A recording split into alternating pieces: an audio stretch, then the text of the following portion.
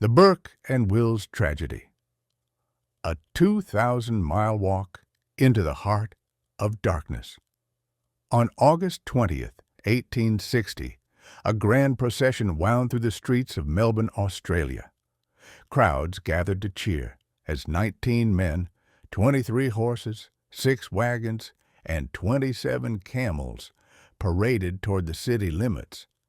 The expedition was magnificently equipped with scientific instruments, enough supplies for 2 years, and even a wooden boat for crossing rivers they expected to encounter.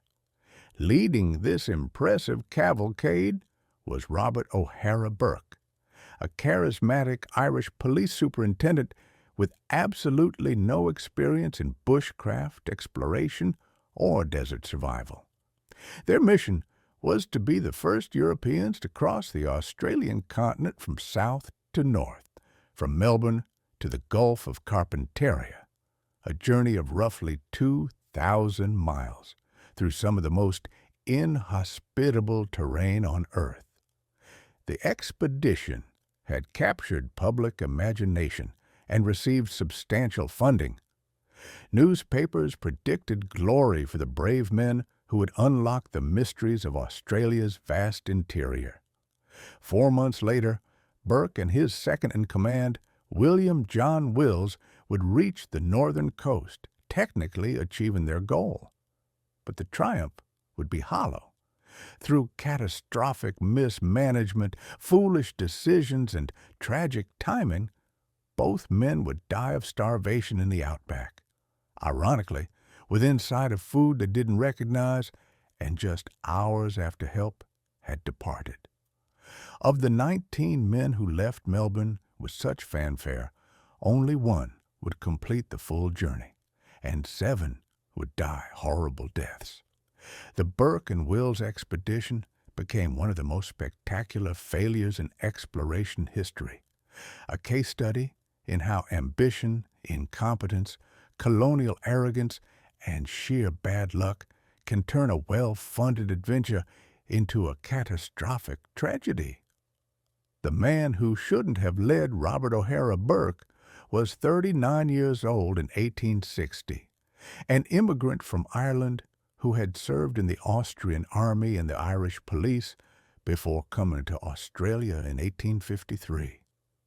He became a police superintendent in the goldfields of Victoria, where he developed a reputation as brave, decisive, and uncompromising. He was also known for being impulsive, hot-tempered, and lacking in practical bush skills. Burke had never led an exploration expedition. He had minimal experience navigating the Australian bush. He couldn't read the landscape, didn't understand Aboriginal culture or survival techniques, and had no background in the scientific observation that was supposed to be part of the expedition's purpose. By any rational measure, he was spectacularly unqualified for the role. But Burke had other qualities that impressed the Royal Society of Victoria, which organized and funded the expedition. He was confident, enthusiastic, and cut an impressive figure. He could command attention in a room full of wealthy donors. He had military bearing and leadership presence. And crucially, he wanted the job desperately, while more qualified candidates hesitated or declined the challenging assignment. So Burke got the position, beat out more experienced explorers, and was given command of the most ambitious and expensive expedition in Australian colonial history. It was a decision that would cost him his life and the lives of several men under his command. His second-in-command, William John Wills, was only 26, but far better qualified for exploration. Wills was a trained surveyor and astronomer with scientific education and excellent observational skills. He could navigate by stars, take accurate measurements, and maintain detailed journals. He was methodical, careful, and intellectually curious, everything Burke was not. But Wills was also deferential to authority and lacked the forceful personality to challenge Burke's increasingly dangerous decisions. Together, they made a disastrous pair. One man with all the confidence and none of the competence. The other with all the skill but none of the authority to use it effectively. The fatal race. The Burke and Wills expedition was driven by competition. Another explorer, John McDowell Stewart, was simultaneously attempting to cross the continent from Adelaide to the north. The race to be first consumed Burke and influenced every decision he made, almost always for the worse. Instead of proceeding methodically, establishing supply depots, and learning from the land, Burke pushed his men at a punishing pace. He was obsessed with speed, convinced that Stewart would beat him to the coast if he didn't hurry. This obsession led him to make decision after decision that prioritized speed over safety, ambition over survival. The expedition left Melbourne in August 1860, during the Australian winter, the best time for travel, before the devastating summer heat. They headed northwest toward the interior, making reasonable progress initially despite the unwieldy size of the expedition and Burke's inexperience. But Burke quickly grew frustrated with the pace. The wagons were slow. The camels, imported from Afghanistan and handled by experienced Afghan camel drivers, needed rest. The large party couldn't move as fast as Burke wanted, so he began to leave people and supplies behind. At Menindee, about 400 miles from Melbourne, Burke made a fateful decision. He split the expedition, taking a small flying party forward while leaving most of the men, supplies, and equipment at Menindee under the command of William Wright, with instructions to follow later. Burke's party now consisted of just 8 men, still too many for the speed he wanted. At Cooper Creek, roughly 800 miles from Melbourne and still only halfway to the Gulf, Burke made an even worse decision. He would take only 3 men forward to the coast, himself, Wills, and 2 experienced bushmen, John King and Charles Gray. 4 men would attempt to traverse over 1,000 miles of unknown territory through the scorching Australian summer. They'd reach the north in the hottest months with minimal supplies, hoping to live off the land. He left 4 men at Cooper Creek under William Brahe, with instructions to wait 3 months for Burke's return.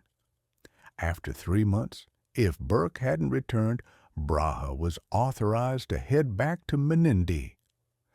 Everything that followed stemmed from these decisions. Dividing the party too many times, pushing forward with inadequate supplies, attempting the crossing during the summer heat, and setting a rigid timeline that allowed no margin for error. The trek to the Gulf Burke, Wills, King, and Gray left Cooper Creek on December 16, 1860, heading north toward the Gulf of Carpentaria.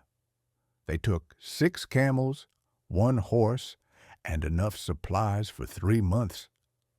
The temperature climbed as they moved deeper into the interior. The landscape became increasingly harsh, burning plains, dry creek beds, and relentless sun. They encountered Aboriginal people along the way. The Yandruwandha people around Cooper Creek had been friendly, showing the explorers edible plants and local food sources. But Burke, impatient and focused on speed, showed little interest in learning from them. This would prove a fatal mistake. The 4 men pushed north through January 1861, the height of the Australian summer. Temperatures regularly exceeded 110 degrees Fahrenheit, 43 degrees Celsius. The camels suffered.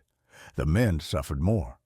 But they kept going, driven by Burke's obsession with reaching the coast. In early February, they approached the Gulf of Carpentaria, exhausted, short on supplies, but tantalizingly close to their goal. They pressed forward through mangrove swamps and tidal flats. On February 11th, 1861, Wills finally saw tidal waters, technically the northern coast. They had done it. They had crossed the continent, but they couldn't actually reach the open ocean through the thick mangroves. And they had no time to explore or celebrate. They had been traveling for nearly 2 months and had to return to Cooper Creek before Brahe gave up and left. They turned around almost immediately and began the desperate race back south. The journey into hell.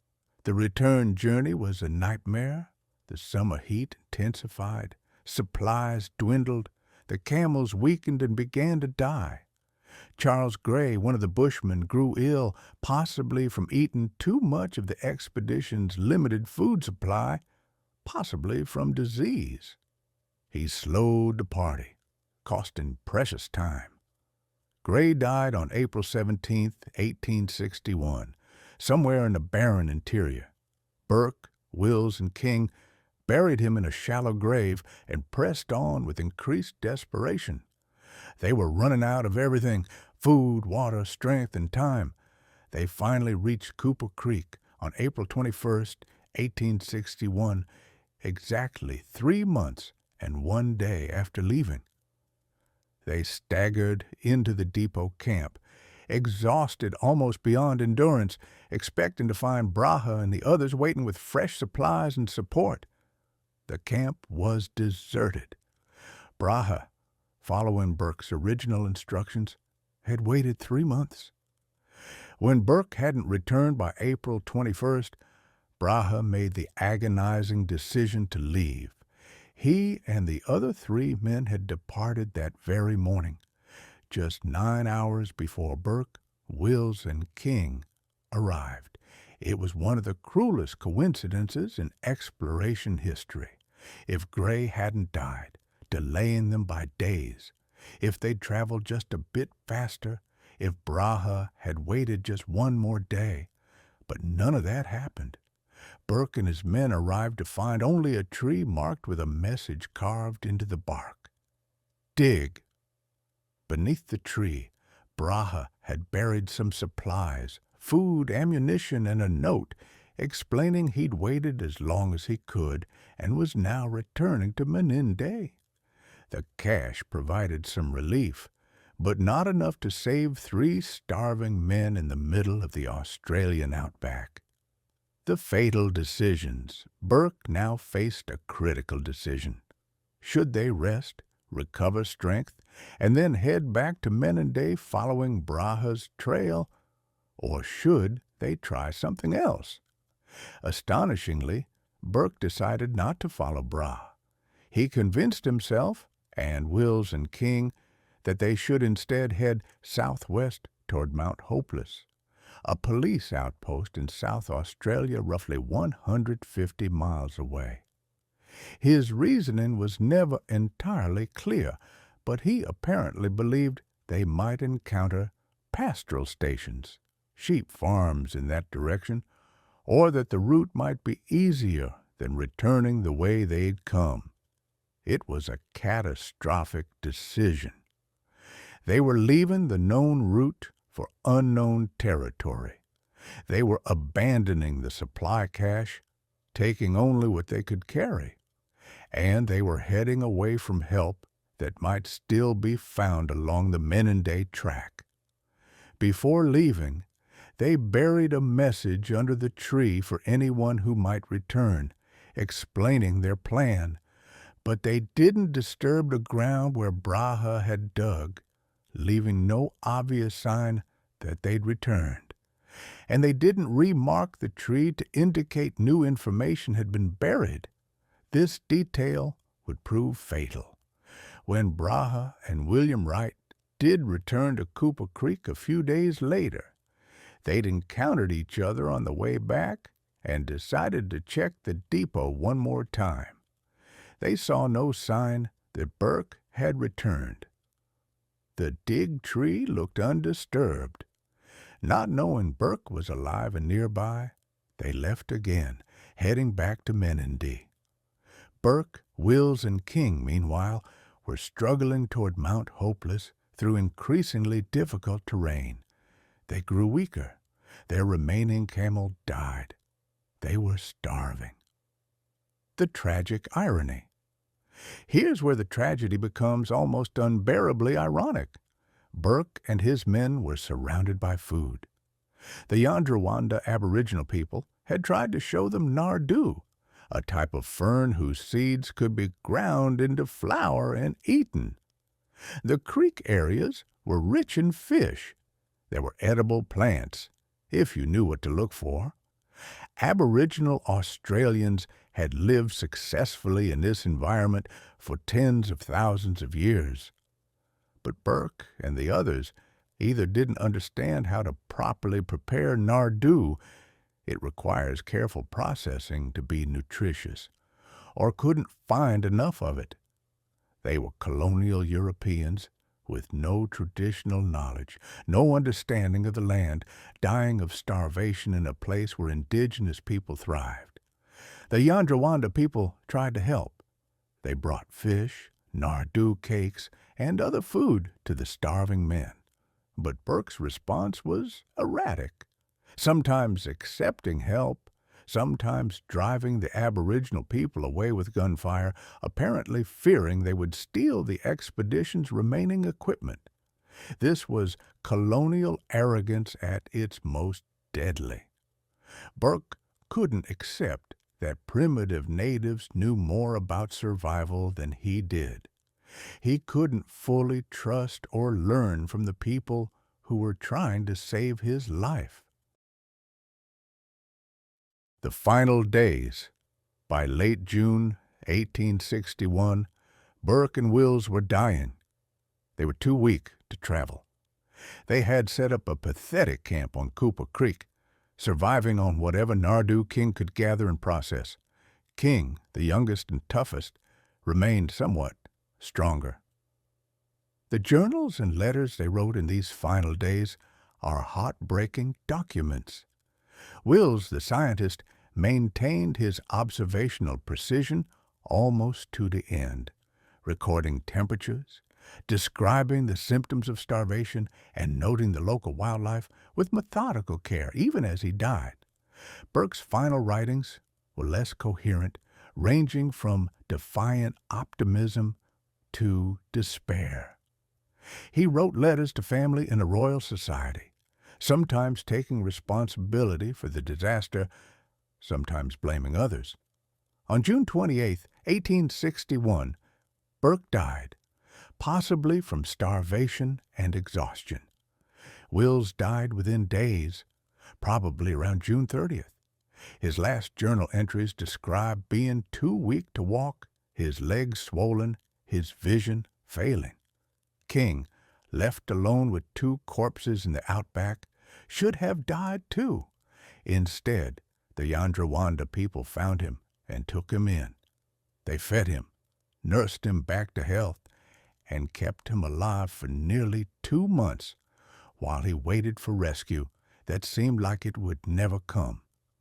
The rescue that came too late. In September 1861, a relief expedition finally reached Cooper Creek. They found John King alive among the Yandruwandha, emaciated but surviving. They found the bodies of Burke and Wills. They found the tragic evidence of how close the men had come to salvation multiple times. The depot that had been abandoned hours before their return. The Aboriginal people who had tried to help. The food sources they couldn't properly utilize. News of the disaster stunned Melbourne and all of colonial Australia. The expedition that had departed with such fanfare had ended in catastrophic failure. The government launched inquiries, finger-pointing began, and the question everyone asked was, how could this have happened? Who was to blame? The inquiries and investigations revealed a cascade of failures at every level. Burke bore primary responsibility. His decisions to split the party repeatedly, to rush forward without adequate supplies, to set arbitrary timelines with no margin for error, to ignore local knowledge, and to head away from Cooper Creek toward Mount Hopeless were all demonstrably wrong. His lack of experience and poor judgment killed him and several others, but the Royal Society of Victoria shared blame for appointing an unqualified leader. The committee structure that organized the expedition was dysfunctional, with unclear authority and poor oversight. William Wright, who was supposed to bring supplies forward from Menindee, was delayed by his own poor decisions and arrived at Cooper Creek too late. Brahe's decision to leave on the exact day Burke returned was within his orders, but tragically unfortunate. There was also a deeper failure, the colonial mindset that refused to learn from Aboriginal Australians. Indigenous people knew how to survive in the Outback. They tried to help. But Burke and the other Europeans couldn't accept that uncivilized natives might know more than educated Europeans. That arrogance cost lives. The survivors and legacy. John King was the expedition's unlikely hero. He survived through humility, accepting help from the Yandruwandha, learning what they tried to teach him, trusting their knowledge over his own ignorance.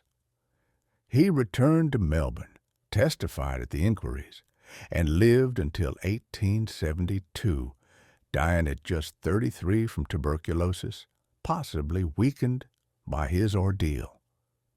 William Brahe, who left Cooper Creek mere hours before Burke returned, was traumatized by the timing.